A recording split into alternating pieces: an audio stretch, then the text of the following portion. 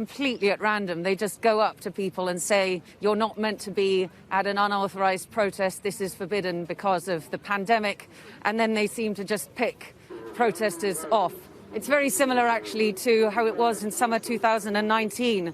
But this, when protesters came out in Moscow to protest about parliamentary elections. But this time round, it is protests across this whole country in more than 90 cities. The Navalny team's headquarters said that demonstrations had been registered. In the Far East, all the way across Siberia, in temperatures of minus 50 degrees in Yakutsk, people were coming out.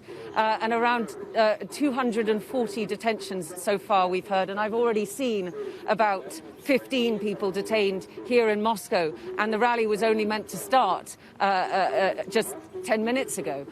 There don't seem to be huge numbers of people out here in the same way as there have been in cities in the Far East, but I imagine that more and more will come. But the last few days, the authorities have really been trying to intimidate people, to make sure they understand that there will be a harsh crackdown.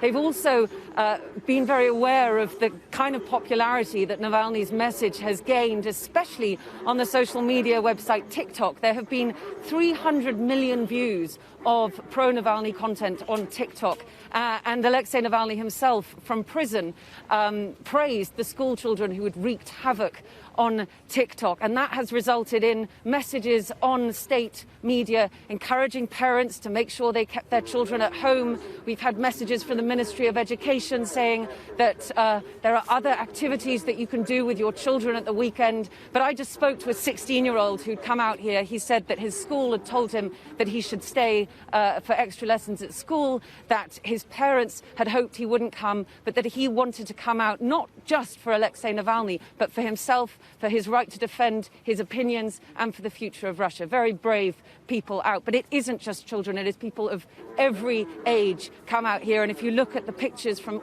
all of these cities across Russia, people of every age come out to defend their rights, to fight for their freedom, and to try and secure the freedom of Alexei Navalny, although I really don't think after this huge investigation into Putin's alleged palace on the Black Sea resort that the Kremlin is going to look very kindly on thinking about freeing him.